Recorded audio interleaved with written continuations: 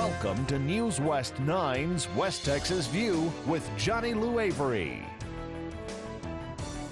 Last Sunday, Dr. Bobby Jain was our guest, and we didn't even get to scratch the surface of all of the things that we needed to talk about, and so I asked him to come back today. Dr. Jain, as you know, if you've watched this program any length of time, visits us as often as he has time, and he's both a teaching and a practicing psychiatrist. He teaches at the Texas Tech University Health Science Center as the regional dean of the Department of Psychiatry, and he also has offices in both Midland and Odessa and serves this whole Permian Basin area, over 22 counties. So you are a busy, busy person. And one of the things that I always like to say is that he's one of the few psychiatrists that accepts both Medicaid and Medicare. And that's really, really important. There's not very many psychiatrists in this area, and there's not a lot that accept both Medicare and Medicaid. And last week we talked about the need and what happens when you're not treated and you've got a broken or a diseased mind, just like if you weren't treated, if you had a broken or a diseased body part, and how it affects those around you and it affects the rest of your body. And when he was here several months ago, we had several questions called in, and one of them was, why is it that you talk so much about depression in women, but you don't often talk about how depression affects men? And so that's one of the things I want us to start off with. And again, thank you, Bobby, for being here and sharing and educating our audience about the mental health needs. Well, it's always been our pleasure, my pleasure, to be here and talking to your audience. I always get very good questions, and it forces me to look at a situation in a very different way when there are questions asked, and it's very good to meet folks who have such good interest, and I always thank you so much for inviting me again. You touch a very important, the audience who has asked this question is a very, very important question, is why men are so reluctant to seek help for depression or any other psychiatric condition. Let's talk about depression, which is probably the most prevalent one in our society nowadays. In terms of why depression why men are less likely to seek help.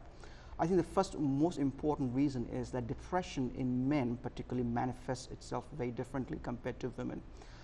In women, when they suffer depression, they are more saddened, they're more quieter, they're more tearful, and they derive solace, or they derive some help by talking out things and seeking comfort from either talking or their friends or things like that. In men, by nature, as we are built differently, obviously, is that we tend to experience depression in a very different line. Of course, there is stigma attached to it. Men are more reluctant. Of course, there's a macho factor there.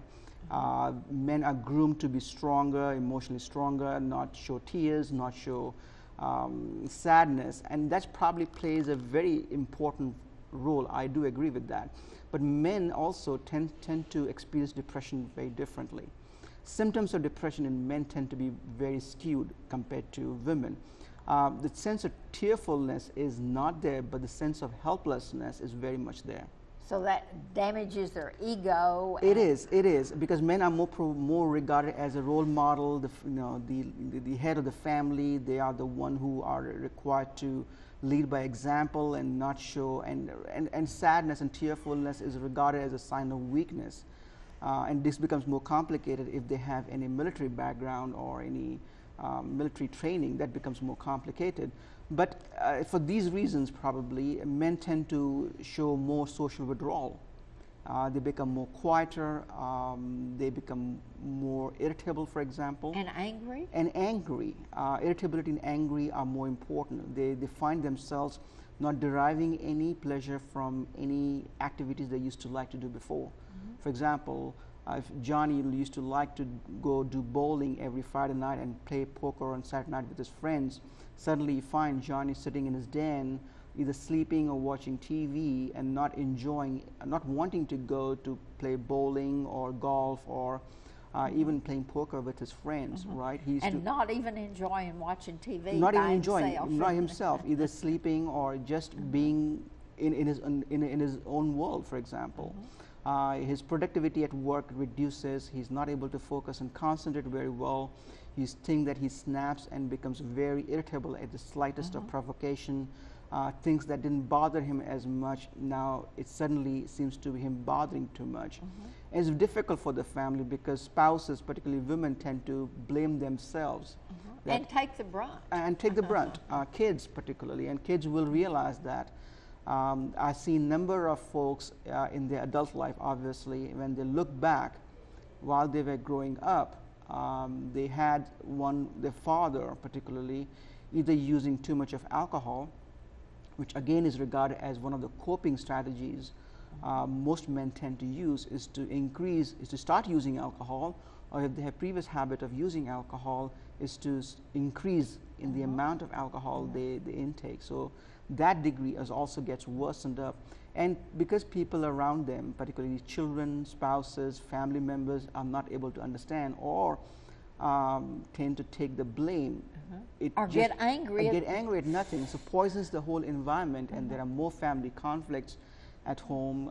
Financial stresses creep in because the man is not able to function as adequately as they used to be. So whole negative spiral of events starts happening, and if you can pinpoint the source of the origin, is just mental illness, depression. If you treat depression, all these repercussions can be erased. Be erased, exactly.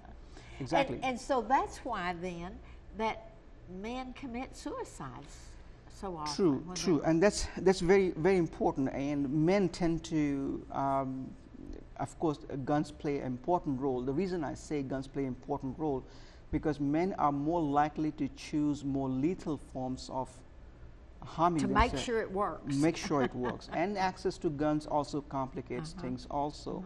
If they're not feeling well and gun is readily available, of course, in their right mind, they obviously will not use it to shoot themselves, but when they are so low and so down in the dark, so as to speak, they find no other option but to kill themselves. And we're going to have to stop right now and take a break, but we're going to take right back up where we left off, so we'll see you in just a minute. Stay tuned. West Texas View will be right back.